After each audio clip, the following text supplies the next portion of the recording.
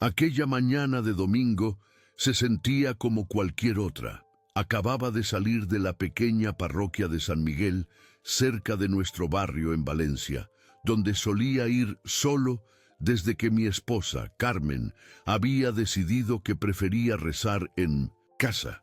El tiempo era agradable, con esa brisa suave que te invita a caminar sin prisa. Llevaba las manos en los bolsillos, sintiéndome agradecido y en paz, pensando en la paella que prepararía para el almuerzo. Carmen siempre apreciaba cuando cocinaba después de misa. En mi camino a casa, tomé el atajo habitual que pasaba por la casa de mi hija, Lucía. Vivía a solo 4 manzanas con su marido, Javier, y sus 2 pequeños, Martín y Sofía. No tenía intención de detenerme, pero algo llamó mi atención cuando miré hacia el garaje abierto. Era la bicicleta de Carmen, su vieja bicicleta azul, con el timbre flojo y el rasguño en el lateral. No la había usado en meses y sabía con certeza que estaba guardada bajo llave en nuestro cobertizo. Mi paso se ralentizó. Me quedé inmóvil en la acera durante un momento, tratando de entender lo que estaba viendo. No había ninguna razón para que su bicicleta estuviera allí. Ella me había dicho que se quedaría en casa descansando. Confundido, pero aún no alarmado, decidí acercarme a la casa. Solo una mirada rápida por la ventana, me dije a mí mismo. Pero lo que vi, y más importante, lo que escuché, cambiaría todo. El jardín de Lucía siempre había sido su orgullo. Las bugambillas trepaban por la valla y el olor a jazmín flotaba en el aire. En otra ocasión, me habría detenido a admirar cómo las margaritas comenzaban a florecer cerca del camino. De entrada. Pero hoy, mis ojos solo podían fijarse en esa bicicleta azul, como si fuera una pieza fuera de lugar en un rompecabezas que creía tener completo. ¿Por qué estaría Carmen aquí?, me pregunté mientras daba pasos cautelosos hacia la casa. No habíamos planeado ninguna reunión familiar. De hecho, Carmen había insistido en que necesitaba descansar. «Estoy agotada, Antonio», me había dicho esa mañana con la voz aún ronca por el sueño. «Ve tú a misa, yo me quedaré en cama, quizás lea un poco». 35 años de matrimonio te enseñan a conocer los ritmos de tu pareja, sus pequeñas costumbres, sus mentiras piadosas. Carmen nunca había sido una gran mentirosa. Cuando no quería ir a las cenas con mis compañeros del taller, simplemente lo decía. Cuando no le gustaba la camisa que me había comprado, me lo hacía saber, con una mirada. Así éramos nosotros, directos, sinceros, o eso pensaba yo. El vecindario estaba tranquilo, como suele estarlo en los domingos por la mañana en esta parte de Valencia. A lo lejos, escuchaba el campanario de la iglesia anunciando el final de la segunda misa. Algunos vecinos regresaban a sus casas con misales en mano y niños impacientes tirando de sus mangas. Doña Pilar, la anciana que vivía en la esquina, me saludó con la mano desde su balcón. Le devolví el saludo, intentando parecer normal, como si solo estuviera dando un paseo casual. La casa de Lucía y Javier era modesta pero acogedora, pintada de un amarillo suave que destacaba entre las casas más tradicionales de la calle. Habían comprado la propiedad hace 5 años, cuando Martín era apenas un bebé. Recuerdo ayudarles a pintar las paredes, a instalar estanterías, a crear un hogar. Javier siempre me había parecido un buen hombre, trabajador, responsable, cariñoso con mi hija y mis nietos. Nunca había tenido motivos para dudar de él. Mientras me acercaba, noté que la ventana del salón estaba entreabierta. Las cortinas de lino que Lucía había cosido se mecían suavemente con la brisa. El silencio era casi completo, interrumpido, solo por el lejano sonido de un televisor encendido, probablemente en la casa vecina. Me detuve junto al rosal que crecía bajo la ventana. Las espinas rozaron mi manga, como una pequeña advertencia. ¿Qué estaba haciendo yo allí, espiando la casa de mi propia hija? Si Carmen estaba de visita, ¿por qué no entrar y saludar? Pero algo me detuvo. Tal vez fue instinto, o quizás simplemente miedo a lo que podría descubrir. La bicicleta seguía allí, testigo silencioso de una verdad que aún no comprendía. El sol de la mañana hacía brillar su manillar cromado. ¿Cuándo fue la última vez que vi a Carmen montarla? Hacía meses, tal vez más. La rodilla me duele demasiado. Se quejaba siempre que le sugería dar un paseo en bicicleta, y ahora, de repente, había pedaleado hasta aquí. O quizás Javier la había recogido en nuestro cobertizo por alguna razón. Pero, ¿por qué no mencionarlo? Mientras estas preguntas daban vueltas en mi cabeza, el aroma del café recién hecho llegó a mis fosas nasales. Carmen siempre había preparado el mejor café, fuerte y aromático, como a mí me gustaba. El pensamiento me trajo una oleada de nostalgia, casi de tristeza anticipada, como si ya supiera que algo estaba a punto de romperse. Me froté los ojos cansados. Quizás estaba exagerando. Quizás había una explicación perfectamente inocente. Tal vez Carmen había venido a ayudar con los niños o a traer algo que Lucía necesitaba. Tal vez mi hija había salido a hacer un recado y Carmen se había quedado con los pequeños. Explicaciones razonables que, sin embargo, no lograban calmar esa sensación inquietante en mi estómago. Decidí que lo mejor sería acercarme un poco más, solo para asegurarme de que todo estaba bien. No era cuestión de desconfianza, me dije a mí mismo, sino de preocupación. Solo quería asegurarme de que Carmen se encontraba bien, que no había pasado nada malo que la hubiera obligado a salir de casa repentinamente. Con este pensamiento tranquilizador, avancé hacia la ventana del salón, con pasos tan silenciosos como me fue posible. El jardín, normalmente un espacio acogedor lleno de risas infantiles y conversaciones familiares, ahora parecía un campo minado que debía atravesar con extrema cautela. Cada crujido bajo mis zapatos sonaba amplificado en mis oídos. Cada respiración parecía demasiado ruidosa. A medida que me acercaba, comenzaba a escuchar voces provenientes del interior. Voces que reconocí inmediatamente, pero que sonaban diferentes a como las recordaba. Voces que en ese preciso instante empezaron a tejer una historia que nunca había imaginado posible en mi familia. Caminé suavemente sobre el césped, tratando de no hacer ruido. Mi corazón comenzaba a latir un poco más rápido, aunque no podía explicar por qué. Me sentía como un niño haciendo algo incorrecto, espiando a escondidas, pero necesitaba ver si mis ojos me habían engañado. Tal vez Carmen había prestado la bicicleta a alguien. Quizás Javier la estaba reparando, pero ninguna de esas explicaciones se asentaba bien en mi estómago. Cuando llegué a la ventana lateral, me asomé a través de las cortinas medio cerradas. La vista daba directamente a la sala de estar. Al principio no vi a nadie, pero podía escuchar voces suaves, bajas, íntimas. Me incliné, conteniendo la respiración. Una de las voces era inconfundiblemente la de Carmen. La otra era la de Javier. Pero la manera en que hablaban, en voz baja, cercana, íntimamente, encendió todas las alarmas en mi cabeza. Entonces llegaron las palabras que me destrozaron. No recuerdo la frase exacta, pero escuché a Carmen decir algo sobre mantener esto en secreto y no dejar que nadie se entere. El tono no era el de una suegra hablando con su yerno. Había afecto en su voz, había intimidad. Me hizo sentir escalofríos. Retrocedí de la ventana en silencio, como si acabara de presenciar algo obsceno.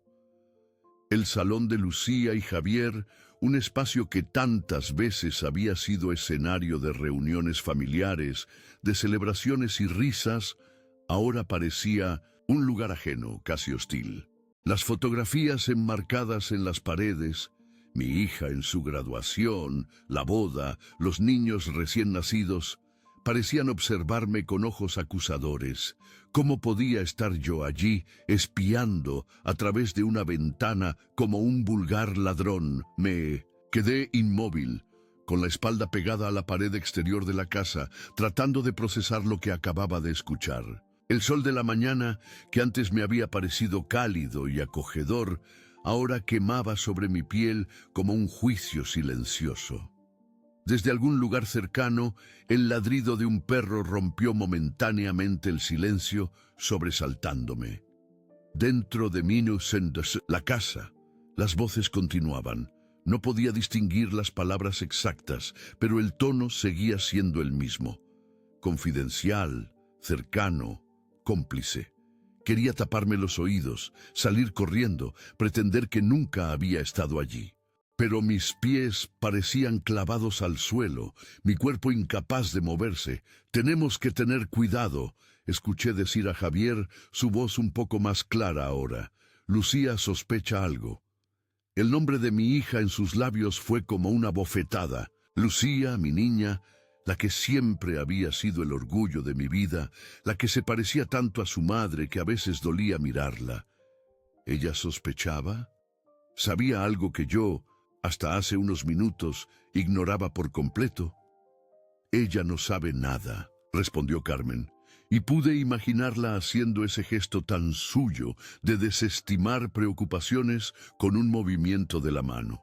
«Solo está estresada por el trabajo, ya sabes cómo se pone». Hubo un silencio y luego el sonido inconfundible de pasos acercándose a la ventana. Me agaché instintivamente, escondiéndome entre los arbustos que Lucía había plantado el verano pasado. Desde mi posición podía ver apenas un fragmento del interior, el borde de la mesa del comedor, una esquina del sofá donde tantas veces me había sentado a ver dibujos animados con mis nietos. «¿Has oído algo?», preguntó Javier. Mi respiración se detuvo. El corazón me latía tan fuerte que temía que pudieran escucharlo. «Será el gato de los vecinos», respondió Carmen después de una pausa. «Siempre anda por aquí». Sentí una mezcla de alivio y náusea cuando los pasos se alejaron de la ventana. Aproveché ese momento para retroceder cuidadosamente, tratando de no pisar ninguna rama seca, de no mover ningún arbusto que pudiera delatarme. El camino de vuelta al jardín delantero me pareció interminable. Cada paso era un esfuerzo consciente, cada movimiento calculado para mantener el silencio. Mi mente, mientras tanto, trabajaba frenéticamente, tratando de encontrar alguna explicación alternativa, alguna interpretación inocente de lo que acababa de presenciar. Quizás hablaban de una fiesta sorpresa. Tal vez estaban planeando algún regalo para mí o para Lucía. Quizás había malinterpretado completamente el tono, el contexto. Después de todo, solo había escuchado fragmentos de una conversación más amplia. Pero, por mucho que intentara engañarme, en el fondo sabía que no había malinterpretado nada. La familiaridad entre ellos, esa intimidad que se percibía incluso a través de una ventana cerrada, no era la de una suegra y un yerno. Era algo más, algo que nunca debería haber existido. Cuando por fin llegué a la acera me di cuenta de que estaba temblando, no de frío, aunque la brisa se había vuelto más fresca, sino de una mezcla de miedo, rabia y confusión que nunca antes había experimentado. Me apoyé contra un árbol, tratando de recuperar la compostura. Desde allí podía ver la bicicleta azul de Carmen, brillando bajo el sol como una evidencia muda de una traición que aún no podía nombrar. En ese momento, la puerta principal de la casa se abrió. Instintivamente me escondí detrás del tronco del árbol, aunque estaba lo suficientemente lejos como para que no me vieran. Era Martín, mi nieto de 6 años, saliendo con su pequeña pelota roja. Detrás de él apareció Javier. No te alejes demasiado, le advirtió a su hijo. Quédate donde pueda verte. Martín asintió con esa seriedad que solo los niños pueden mostrar ante las advertencias de los adultos, y comenzó a botar su pelota en el camino de entrada. Javier se quedó en el umbral, mirando a su alrededor. Por un terrible instante pensé que me había visto, pero sus ojos pasaron sobre mí sin detenerse y volvió a entrar en la casa. Ver a mi nieto jugando inocentemente, ajeno a los secretos y traiciones de los adultos que lo rodeaban, me partió el corazón. Pensé en Lucía, en cómo su vida estaba a punto de desmoronarse sin que ella lo supiera. Pensé en nuestras comidas familiares de los domingos, en cómo Carmen siempre se sentaba junto a Javier, en cómo a veces sus miradas se cruzaban un segundo más de lo necesario. ¿Cuánto tiempo llevaba esto sucediendo? ¿Semanas, meses, años? La idea de que pudiera ser algo de larga duración me revolvió el estómago. Traté de recordar cuándo habían comenzado a cambiar las cosas entre Carmen y yo. Fue cuando me jubilé del taller y comenzamos a pasar más tiempo juntos, o quizás cuando Sofía nació y Carmen empezó a visitar más frecuentemente la casa de Lucía para ayudar con la bebé. Las piezas comenzaban a encajar, formando un rompecabezas que nunca había querido ver. Las salidas repentinas sin explicación clara, las llamadas telefónicas que terminaban abruptamente cuando yo entraba en la habitación. La forma en que Carmen había empezado a cuidar más su apariencia, a usar perfume incluso para ir a comprar el pan. Miré mi reloj. Habían pasado solo 20 minutos desde que salí de la iglesia, pero sentía como si hubieran transcurrido horas. El tiempo parecía haberse distorsionado, estirándose y contrayéndose de formas impredecibles. La mañana de domingo que había comenzado con paz y rutina, ahora se había transformado en algo irreconocible. Con un último vistazo a la casa, a la bicicleta que seguía apoyada contra la pared del garaje, a mi nieto, que ahora perseguía su pelota por el césped, me obligué a dar la vuelta y comenzar a caminar. Mis piernas se sentían pesadas, como si avanzara a través del agua. Mi cabeza palpitaba con preguntas sin respuesta, con imágenes que no quería ver, con palabras que no quería recordar. La calle estaba tranquila, con ese silencio peculiar de los domingos por la mañana en los barrios residenciales. Un silencio que antes me había parecido reconfortante y ahora se sentía opresivo. A lo lejos, el campanario de la iglesia marcó las 11. En circunstancias normales, a esta hora estaría llegando a casa, preparándome para cocinar mientras Carmen ponía la mesa. Una rutina simple, predecible, segura. Una rutina que de repente parecía pertenecer a otra vida, a otro hombre. Al doblar la esquina, perdí de vista la casa de Lucía, pero lo que había visto y escuchado permanecía conmigo, grabado en mi memoria con una claridad dolorosa. No sabía qué haría con este conocimiento, cómo enfrentaría a Carmen cuando llegara a casa, qué le diría a mi hija. Solo sabía que, pasara lo que pasara, nada volvería a ser igual. No confronté a nadie, no llamé a la puerta, simplemente di media vuelta y me alejé, caminando más rápido de lo que había caminado en mi vida. Mis pensamientos eran una tormenta. Intentaba convencerme de que había malinterpretado todo.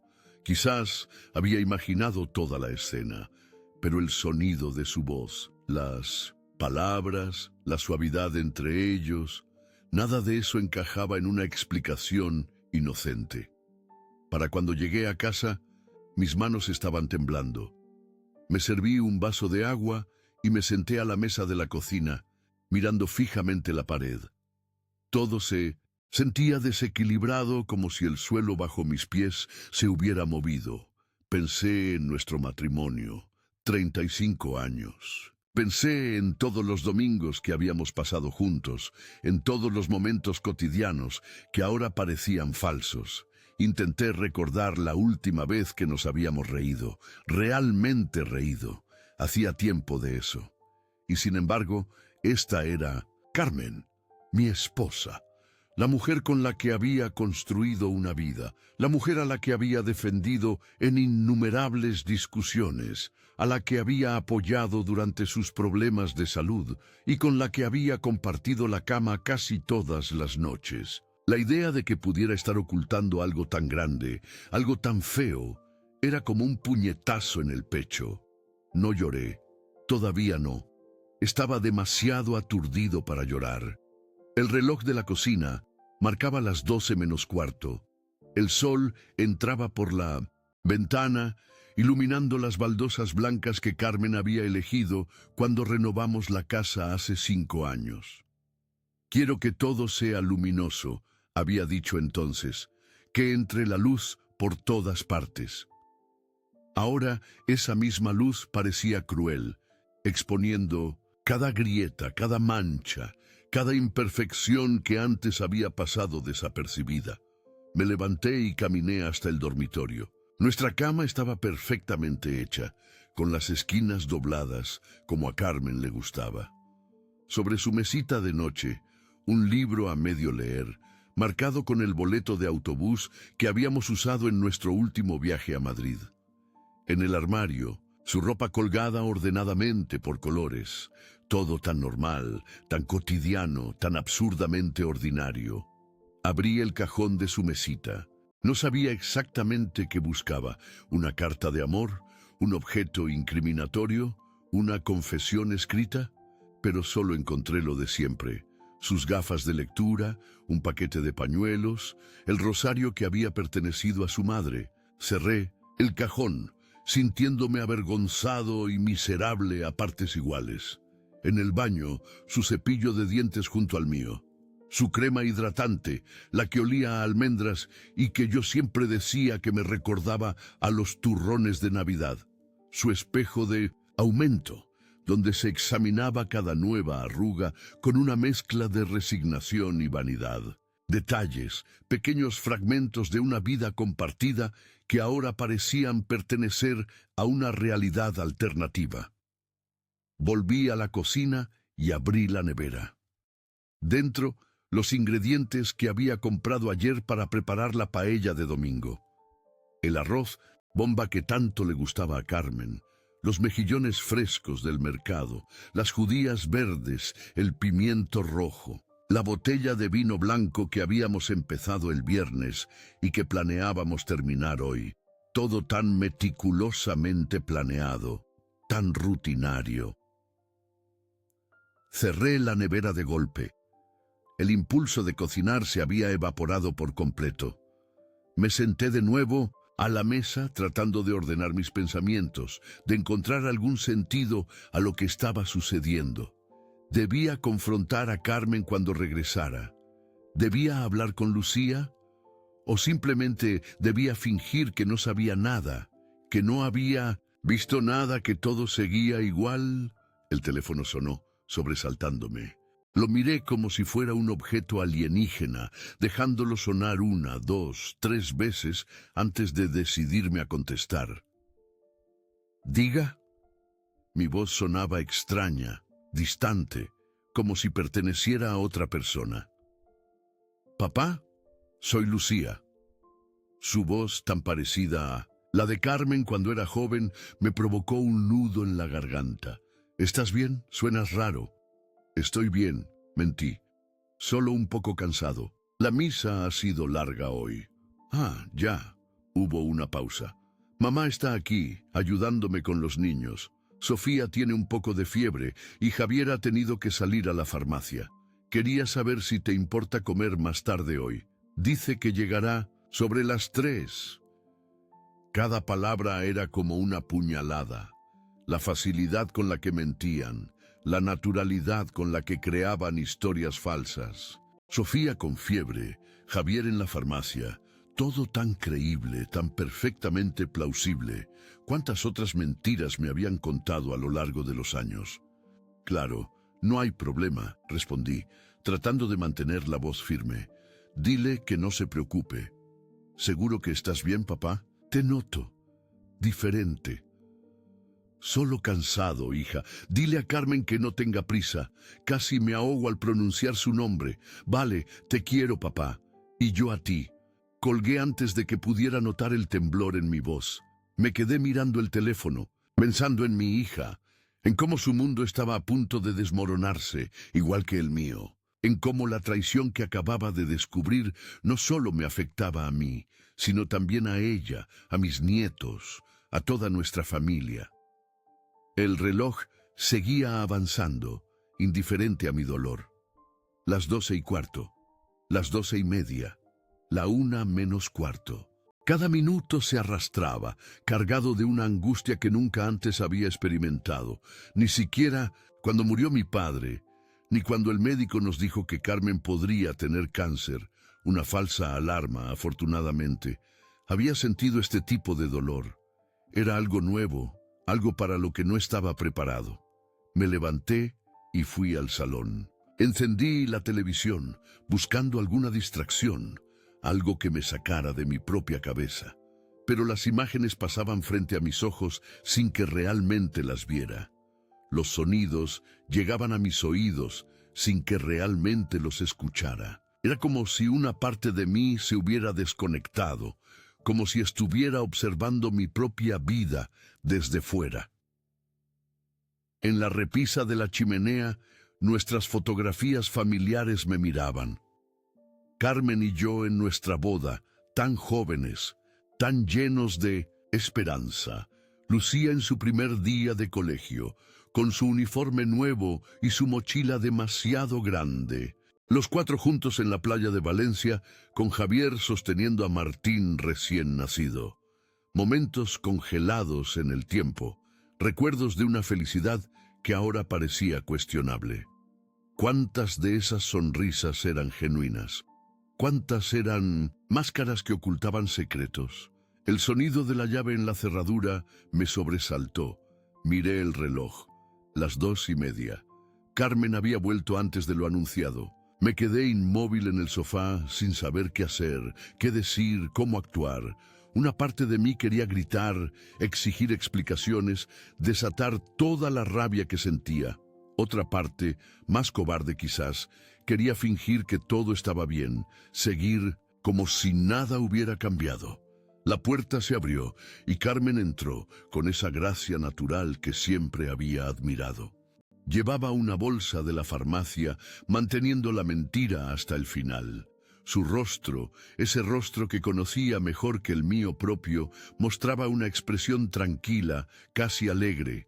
Ni rastro de culpa, ni un atisbo de remordimiento.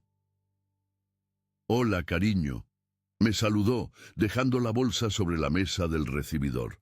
«Perdona el retraso, la pobre Sofía tiene 38 de fiebre. Javier ha tenido que ir a la farmacia de guardia porque la del barrio estaba cerrada». Cada palabra era una nueva traición, cada sonrisa una nueva herida. La observé quitarse el abrigo, colgar su bolso, acomodarse el pelo con ese gesto tan familiar, y todo el tiempo me pregunté, ¿quién es realmente esta mujer? ¿La he conocido alguna vez de verdad? ¿Has empezado con la paella?, preguntó dirigiéndose a la cocina.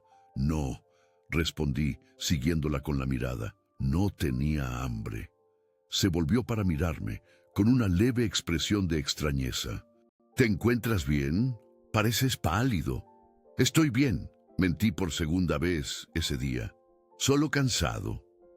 Carmen asintió, aceptando mi explicación sin más preguntas.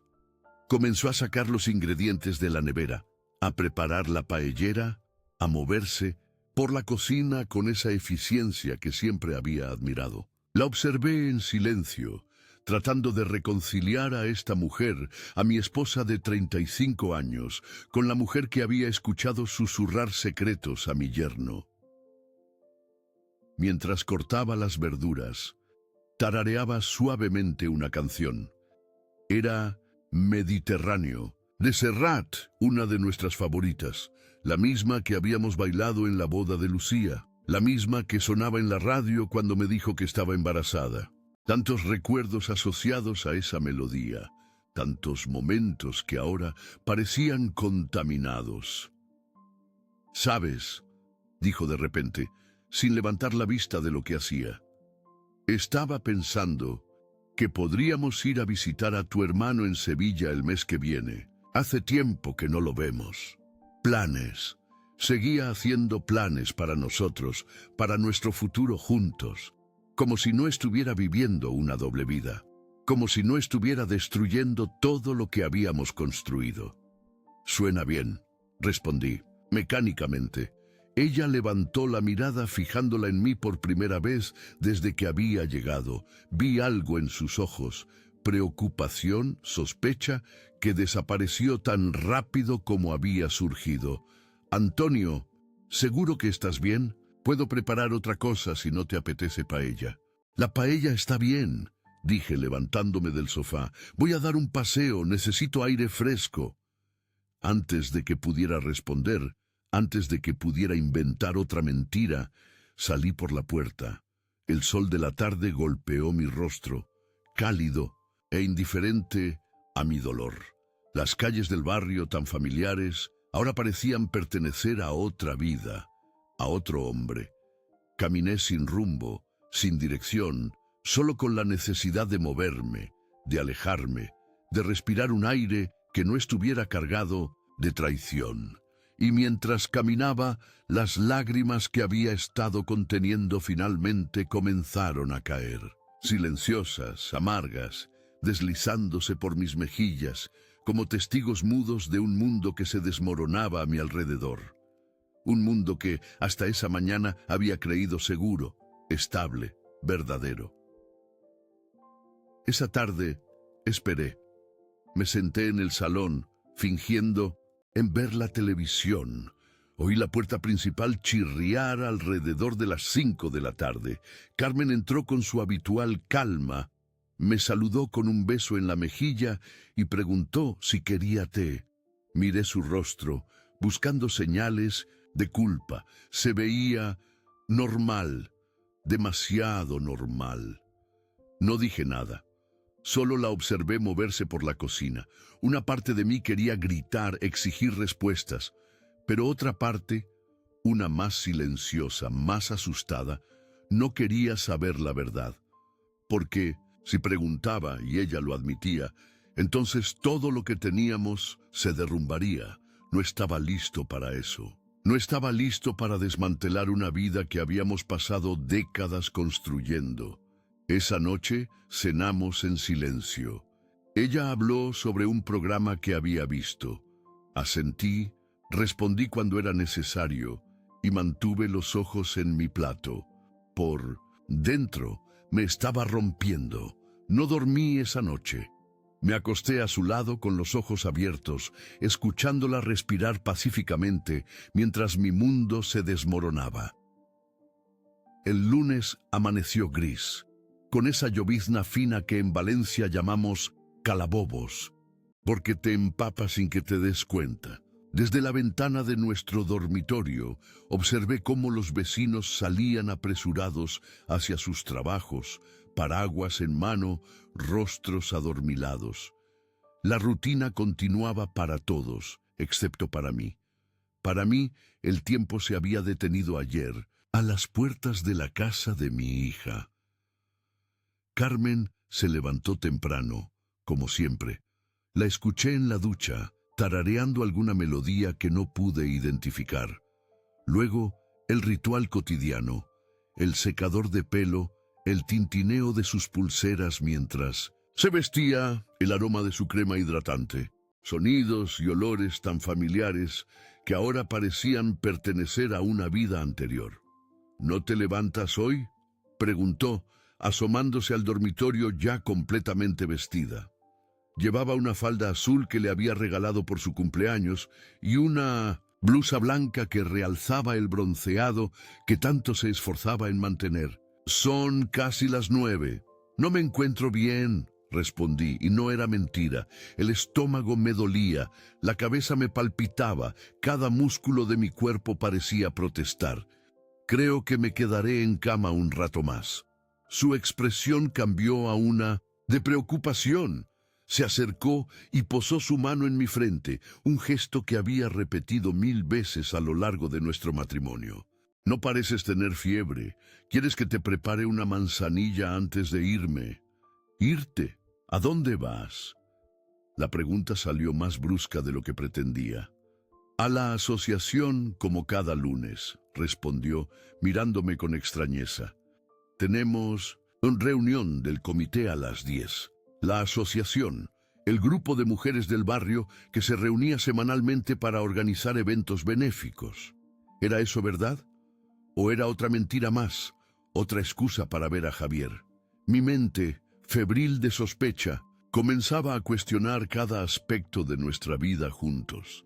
Claro, la asociación, murmuré. No, no te preocupes, estaré bien. Carmen dudó un momento como si quisiera decir algo más, pero finalmente asintió.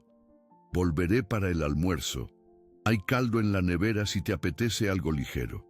La observé mientras recogía su bolso. Se aplicaba un toque de perfume y comprobaba su reflejo en el espejo del pasillo. Movimientos cotidianos, habituales, que ahora analizaba con ojos nuevos, buscando pistas, señales, confirmaciones de lo que temía. Te quiero, dijo antes de salir, como hacía siempre. Las palabras quedaron flotando en el aire, cargadas de un significado que ya no sabía interpretar. ¿Me quería? ¿O era una frase vacía, un hábito sin sentido, como tantos otros que habíamos acumulado en nuestros años juntos? Cuando la puerta se cerró, me levanté lentamente. La casa, normalmente un espacio de confort y seguridad, ahora parecía un laberinto de secretos. Cada habitación guardaba recuerdos que empezaban a tambalearse, a mostrar grietas, a revelar su posible falsedad. En la cocina, la taza de café de Carmen seguía sobre la encimera con un leve rastro de pintalabios en el borde. En el salón, su novela a medio leer esperaba en el sofá, marcada con una tarjeta postal de nuestra última escapada a Granada. En el baño, su cepillo de pelo con algunos cabellos grises que ella se empeñaba en teñir cada mes. Rastros de su presencia, de nuestra vida compartida, que ahora observaba como si fueran piezas de un rompecabezas que ya no encajaban. Me vestí sin prisa, movido más por la necesidad de hacer algo que por un propósito concreto. En el espejo, mi reflejo me devolvió una mirada que apenas reconocí. Ojos enrojecidos, piel pálida, expresión derrotada. ¿Cuándo me había convertido en este hombre? ¿En qué momento había dejado de ser el Antonio seguro, confiado, feliz, para transformarme en esta sombra insegura y recelosa? El teléfono sonó, sobresaltándome. Por un instante pensé en no contestar. ¿Y si era ella? ¿Y si era Javier? ¿Qué diría? Pero la costumbre pudo más que el miedo y descolgué casi automáticamente. Diga. Papá, soy Lucía. ¿Cómo estás hoy? La voz de mi hija, tan parecida a la de Carmen en su juventud, me provocó una punzada de dolor. ¿Sabía ella algo? ¿Sospechaba? ¿O era completamente ajena a lo que estaba sucediendo bajo su propio techo? Mejor, hija, solo un poco cansado. Mamá me ha dicho que no. ¿Te encontrabas bien? ¿Quieres que pase a verte? Tengo la mañana libre. No, no es necesario, es solo un resfriado. Mentir a mi hija me resultaba casi tan doloroso como la traición de Carmen. ¿Cómo está Sofía? ¿Bajó la fiebre? Hubo un silencio al otro lado de la línea, un silencio que duró apenas un segundo, pero que me pareció eterno. Sí, está mejor. El ibuprofeno hizo efecto. Otra mentira, otra confirmación. Sofía nunca había tenido fiebre. Era solo una excusa, una coartada que habían inventado para justificar la presencia de Carmen en casa de Lucía ayer. Me alegro, dije, con un nudo en la garganta. Dale un beso de mi parte. Lo haré. Descansa, papá. Te quiero. Y yo a ti, hija. Colgué el teléfono y me quedé mirándolo, como si pudiera ofrecerme alguna respuesta, alguna solución al caos que ahora era mi vida. Pero solo había silencio, un silencio que parecía extenderse por toda la casa, por toda mi existencia. Decidí salir.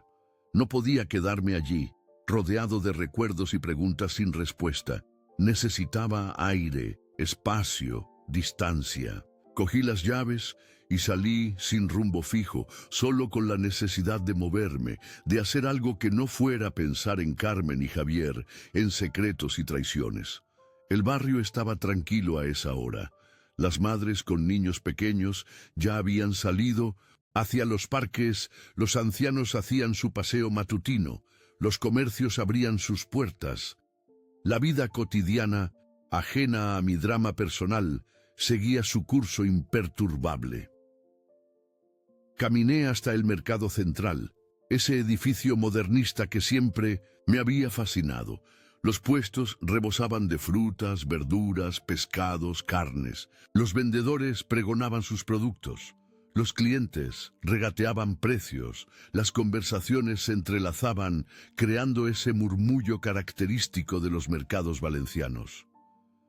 Me dejé llevar por la corriente humana, agradeciendo el anonimato, la posibilidad de ser uno más entre la multitud.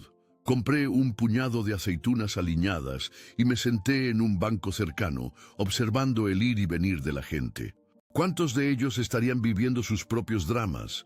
¿Cuántos esconderían secretos, traiciones, mentiras? La idea de que el dolor y la decepción eran experiencias universales no resultaba especialmente reconfortante, pero al menos me hacía sentir menos solo. El reloj de la plaza marcó las 12. Carmen estaría volviendo a casa pronto, o al menos eso había dicho. ¿Debía regresar? ¿Enfrentarla? ¿Preguntarle directamente si estaba teniendo una aventura con Javier?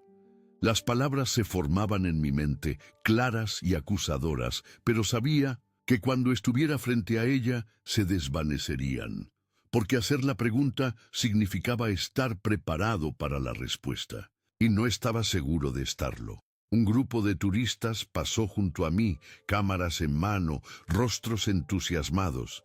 Hablaban en un idioma que no reconocí, quizás alemán o danés.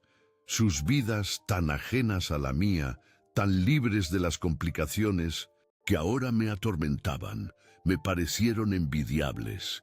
Por un instante fantaseé con la idea de unirme a ellos, de dejar todo atrás, de empezar de nuevo en algún lugar donde nadie conociera mi nombre ni mi historia. Pero tenía 62 años. Había pasado toda mi vida adulta junto a Carmen. No sabía cómo existir sin ella, cómo ser solo Antonio, sin ser el marido de Carmen. La idea de la soledad, del abandono, de la ruptura, me aterrorizaba más que la traición misma.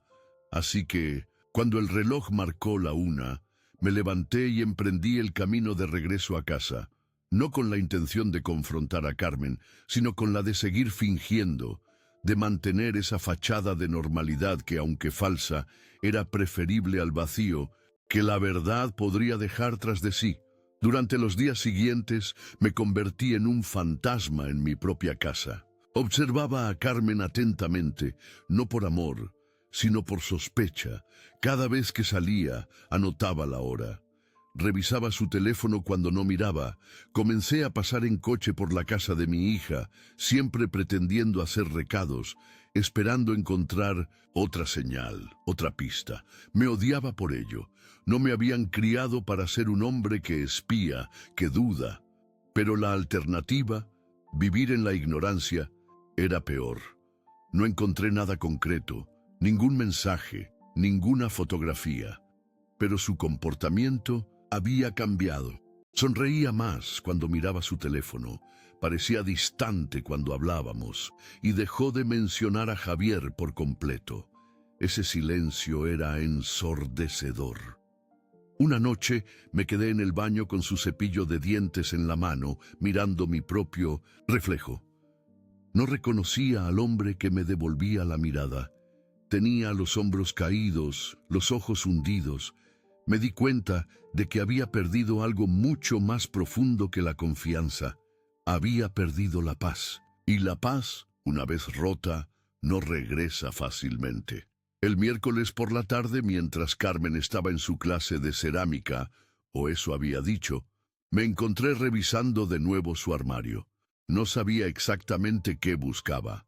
Tal vez una prenda desconocida, un regalo que yo no le hubiera hecho. Quizás una nota, una evidencia tangible de lo que mi corazón ya sabía. Pero como siempre, solo encontré lo habitual.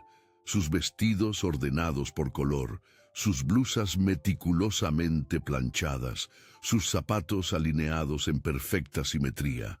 Estaba a punto de cerrar la puerta del armario cuando noté algo en el estante superior, una caja de zapatos que no recordaba haber visto antes. La alcancé, notando su peso inusual. No eran zapatos. Con el corazón latiendo aceleradamente la abrí. Dentro había cartas, docenas de ellas, algunas amarillentas por el tiempo, otras más recientes, todas escritas a mano, con una caligrafía que reconocí inmediatamente como la de Carmen. Comencé a leer una, fechada hace casi 10 años. Era una carta de amor, apasionada, íntima, el tipo de carta que Carmen nunca me había escrito a mí. El destinatario no estaba claro, no había nombre. Podría haber sido para cualquiera, incluso para mí, aunque sabía en lo más profundo que no era así. Leí otra y otra más. Todas expresaban el mismo sentimiento, un amor prohibido, clandestino, culpable pero irrenunciable. En ninguna mencionaba nombres ni lugares concretos. Era como si hubiera tomado precauciones deliberadas para que si alguna vez las descubrían, como ahora había ocurrido, no pudieran incriminar a nadie específicamente. La última carta estaba fechada hace apenas un mes. En ella, Carmen escribía sobre la angustia de vivir dividida entre dos amores, sobre el miedo a ser descubierta, sobre la culpa que sentía, pero que no era suficiente para renunciar a lo que ella llamaba la única verdadera pasión de mi vida. Me senté en el borde de la cama, con las cartas esparcidas a mi alrededor como hojas caídas en otoño. Una parte de mí quería quemarlas, destruir toda evidencia de esta traición. Otra parte quería guardarlas, usarlas como prueba, como arma, en una confrontación que seguía posponiendo. El sonido de la puerta principal me sobresaltó. Carmen había vuelto antes de lo esperado. Con manos temblorosas recogí las cartas, las devolví a la caja y la coloqué exactamente donde la había encontrado. Salí del dormitorio justo cuando ella entraba en el pasillo. «Antonio, no sabía que estabas en casa», dijo visiblemente sorprendida. «Pensé que habías quedado con Miguel para jugar a las cartas». Miguel, mi amigo de toda la vida. La excusa perfecta para mis ausencias cuando en realidad estaba vigilando la casa de Lucía. «Ha cancelado en el último momento», mentí. «¿Cómo ha ido la clase?» «Bien, bien», respondió quitándose el abrigo. «Estamos trabajando en piezas más complejas ahora. Te enseñaré cuando termine la mía». La observé colgar su bolso, acomodarse el pelo, dirigirse a la cocina con esa familiaridad que dan décadas compartiendo un espacio. Actuaba con total normalidad, como si no guardara una caja llena de secretos en lo alto de nuestro armario, como si no llevara una doble vida que estaba destrozando la mía. «He pensado que podríamos ir este fin de semana a ver a tu hermana en Alicante», dijo mientras se servía un vaso de agua. «Hace tiempo que no la visitamos y ya sabes cómo se pone si cree que la tenemos olvidada». Planes. Otra vez haciendo planes para un futuro que se desmoronaba bajo nuestros pies. La normalidad como fachada, como refugio, como negación. «Claro», respondí, «suena bien». Esa noche, mientras cenábamos, la observé con nuevos ojos. Ya no buscaba señales de culpa, sino de felicidad. Era feliz conmigo. Lo había sido alguna vez. O toda nuestra vida juntos había sido un compromiso, una obligación, una renuncia a lo que realmente deseaba. ¿Te acuerdas de cómo nos conocimos? Pregunté de repente, interrumpiendo su relato sobre un programa de televisión que yo no estaba escuchando. La pregunta pareció sorprenderla. Me miró con el tenedor a medio camino hacia su boca. Claro que me acuerdo. En la verbena de San Juan. Tú llevabas una camisa azul horrible y me pisaste el pie mientras bailábamos. Y te invité a una horchata para compensarte. Y yo te dije que prefería un agua de Valencia, aunque nunca lo había probado. Sonreímos, ambos atrapados momentáneamente en ese recuerdo compartido. Fue real, me dije a mí mismo. Esto al menos fue real. Pero la sonrisa de Carmen se desvaneció rápidamente, sustituida por una expresión que no supe interpretar. ¿Por qué preguntas eso ahora?, dijo, con un tono cauteloso. Por nada. Solo recordaba. Volví a mi plato, evitando su mirada. ¿Has hablado hoy con Lucía? Otro cambio de tema abrupto. Otra prueba. Observé su reacción atentamente. Sí, me ha llamado a mediodía, respondió sin alterarse. Martín ha ganado un concurso de dibujo en el colegio. Está muy orgulloso. ¿Y Javier, cómo está? Un leve, casi imperceptible cambio en su expresión. Una tensión momentánea en los hombros. Bien, supongo. Lucía no ha mencionado nada en particular. Silencio. Ese silencio pesado, cargado de palabras no dichas, de preguntas sin formular, de respuestas que ninguno de los dos quería escuchar. El jueves amaneció lluvioso, con ese tipo de lluvia persistente que parece acompañar perfectamente a los estados de ánimo melancólicos. Desde la ventana de nuestro dormitorio observé cómo el agua transformaba las calles en ríos minúsculos, cómo desdibujaba los contornos de los edificios, cómo creaba un mundo difuso y gris que reflejaba mi interior. Carmen había salido temprano, algo inusual para un día de lluvia. Tengo que ayudar a organizar el rastrillo benéfico, había explicado mientras se ponía un impermeable que no recordaba haberle visto antes. No me esperes para comer, no sé a qué hora terminaremos. Otra excusa, otra oportunidad para estar con él. La imagen de Carmen y Javier juntos, riendo, tocándose, besándose, se formaba en mi mente con dolorosa claridad. Intentaba apartarla, pero volvía una y otra vez, como una película en bucle que no podía detener. Decidí que era el momento de ser más directo en mi investigación. Tomé el teléfono y llamé a la asociación donde Carmen supuestamente estaría hoy. Buenos días, la asociación de vecinos del barrio de Ruzafa. Pregunté cuando respondieron. Sí, dígame. Soy Antonio Ferrer, el marido de Carmen. Necesito hablar con ella urgentemente, pero ha olvidado su móvil en casa. ¿Podría pasármela? Hubo una pausa al otro lado de la línea. Lo siento, señor Ferrer, pero su esposa no está aquí hoy. De hecho, hacía semanas que no venía por la asociación. El suelo pareció tambalearse bajo mis pies. ¿Está segura? Me ha dicho que tenían que organizar un rastrillo benéfico. No hay ningún rastrillo programado hasta el mes que viene. Quizás se ha confundido de día. Sí, debe ser eso. Gracias. Colgué, con la confirmación que tanto temía y a la vez esperaba. Carmen me había mentido. No estaba en la asociación, estaba con él. No había más dudas, no había más excusas, no había más autoengaños posibles. Con una determinación que no sabía que poseía, cogí las llaves del coche y salí bajo la lluvia. Conduciría hasta la casa de Lucía. Vería con mis propios ojos lo que ya sabía en mi corazón. Y entonces, solo entonces, decidiría qué hacer con los pedazos rotos de mi vida. El tráfico era denso debido a la lluvia. Los limpiaparabrisas trabajaban frenéticamente, pero apenas conseguían mantener la visibilidad.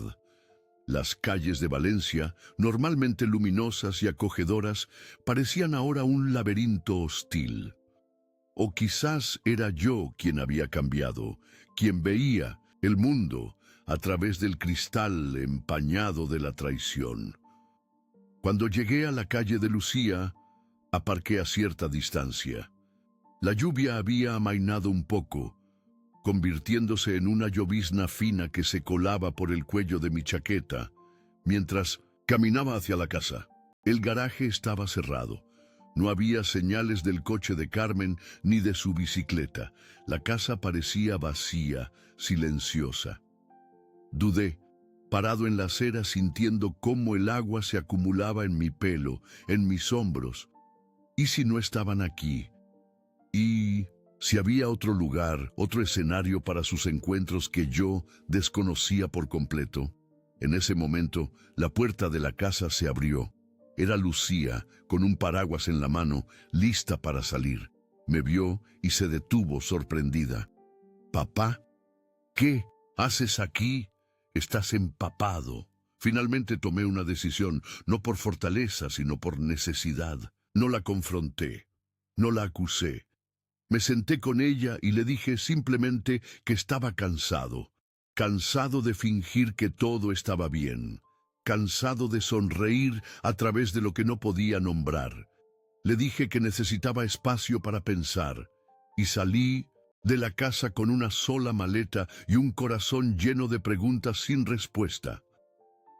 Me mudé a un pequeño apartamento cerca del Parque Turia, lo suficientemente cerca para ver a mis nietos, pero lo bastante lejos para poder respirar. El silencio allí era diferente, menos pesado, más honesto. Cocinaba para mí mismo, leía libros que había olvidado que tenía. Caminaba por las tardes e intentaba entender lo que había sucedido. Algunas noches la echaba terriblemente, de menos. Otras noches me sentía libre. Hasta el día de hoy, sigo sin conocer toda la verdad. Quizás nunca la sepa, pero lo que sí sé es que la confianza, una vez quebrada, se convierte en una pregunta que nunca deja de resonar. Y a veces, la parte más dolorosa no es lo que escuchas a través de la ventana, sino lo que no escuchas cuando más necesitas respuestas. El apartamento que alquilé era pequeño pero luminoso, con una terraza que daba al parque. Las primeras noches fueron extrañas, inquietantes. Después de 35 años durmiendo junto a Carmen, la cama se sentía demasiado grande, demasiado vacía. El silencio, en lugar de pacífico, resultaba opresivo. Me descubría hablando solo, simplemente para escuchar una voz humana, para romper esa quietud que parecía engullirlo todo. Carmen me llamó varias veces durante la primera semana. Sus mensajes en el contestador oscilaban entre la preocupación, la confusión y ocasionalmente la irritación. ¿Qué estás haciendo, Antonio? ¿Por qué te has ido así? Hablemos, por favor. Nunca le devolví las llamadas. No estaba listo para hablar, para escuchar más mentiras o, peor aún, verdades que podrían destruir lo poco que quedaba de mi mundo. Lucía vino a verme al tercer día. Estaba visiblemente alterada, con esa expresión de preocupación que le arrugaba la frente igual que cuando era niña, y algo la inquietaba profundamente. «Papá, ¿qué está pasando? Mamá está destrozada. No entiende por qué te has ido así, sin explicaciones». La miré. A esta hija que había criado, que había amado incondicionalmente desde el primer momento en que la sostuve en mis brazos. ¿Sabía ella algo? ¿Era parte del engaño? ¿O era tan víctima como yo de las mentiras que ahora envenenaban nuestra familia?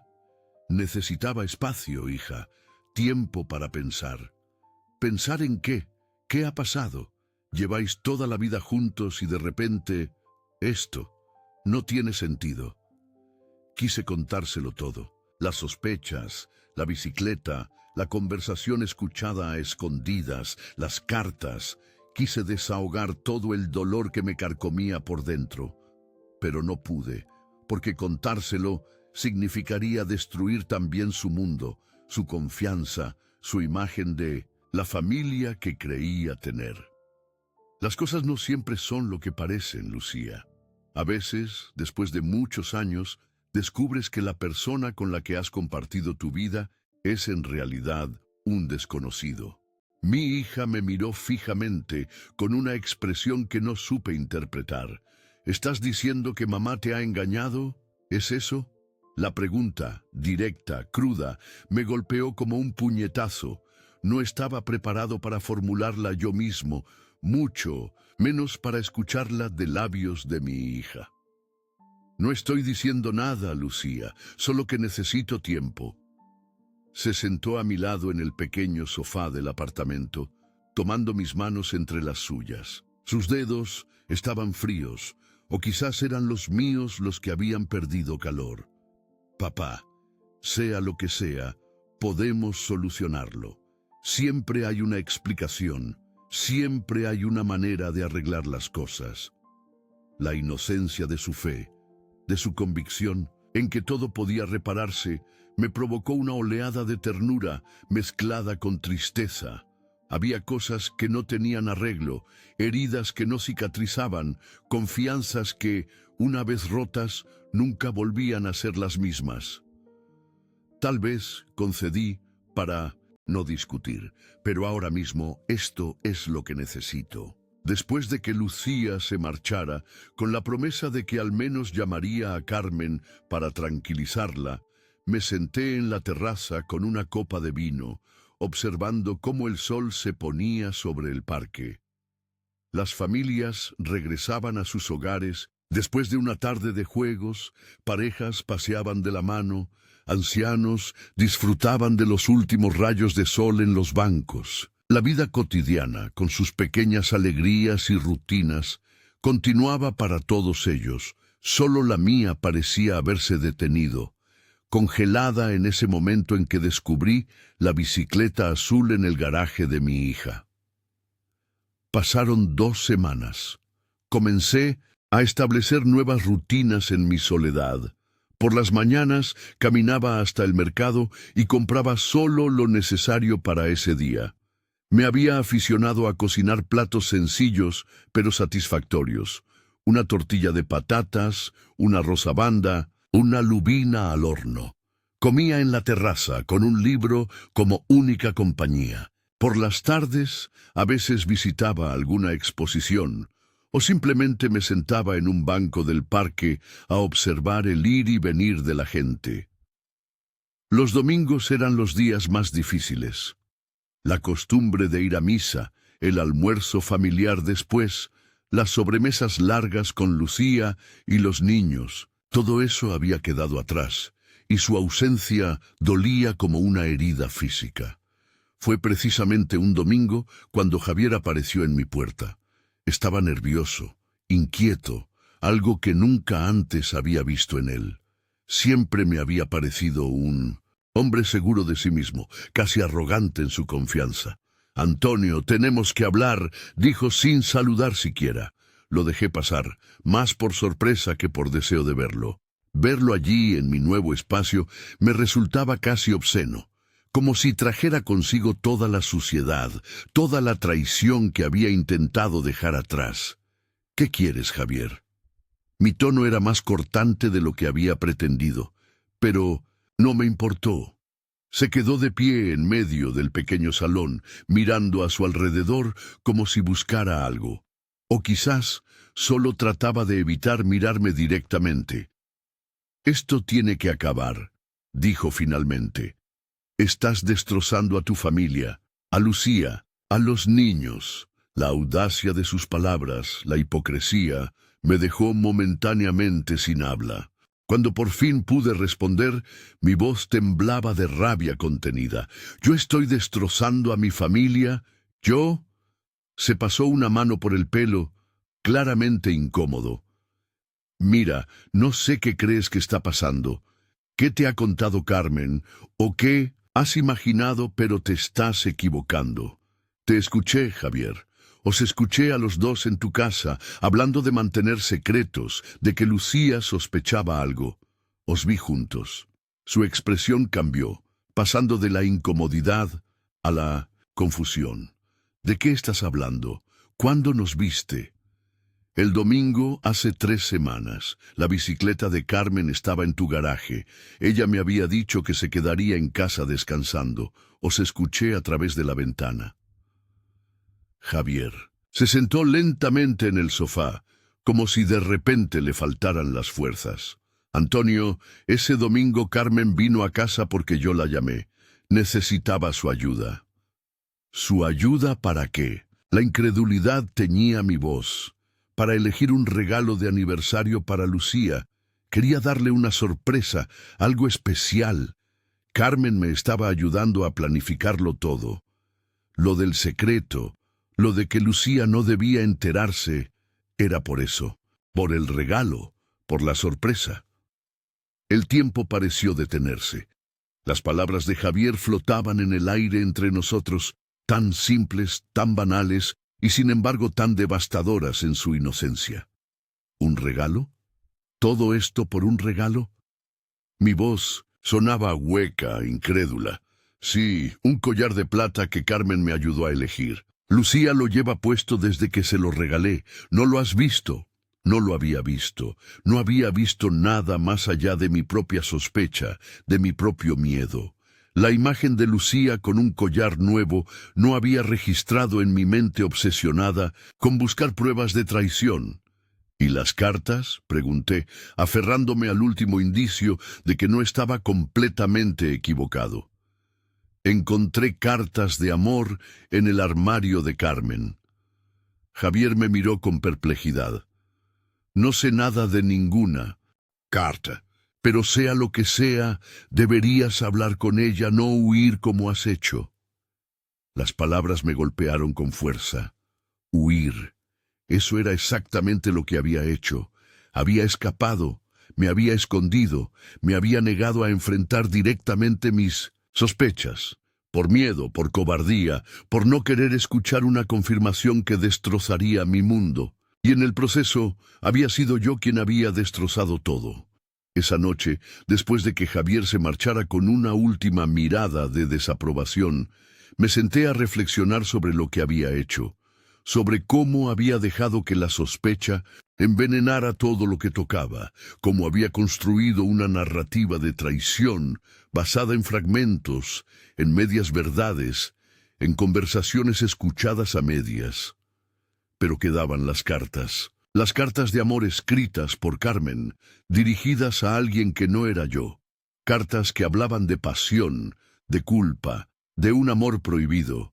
Eso no podía ser explicado con un regalo de aniversario, con una sorpresa para Lucía. Al día siguiente, con una determinación que me sorprendió a mí mismo, volví a nuestra casa. Carmen abrió la puerta con expresión cauta, casi temerosa. Había perdido peso, noté. Tenía ojeras y su pelo, normalmente tan cuidado, parecía opaco, sin vida. Antonio, dijo simplemente, como si mi nombre fuera a la vez una pregunta y una respuesta. Tenemos que hablar, respondí, entrando en la que había sido nuestra casa durante más de 3 décadas, sobre las cartas que encontré en tu armario. Su rostro palideció. Por un instante pensé que iba a desmayarse. Se apoyó en la pared, respirando con dificultad. ¿Las has leído? Algunas.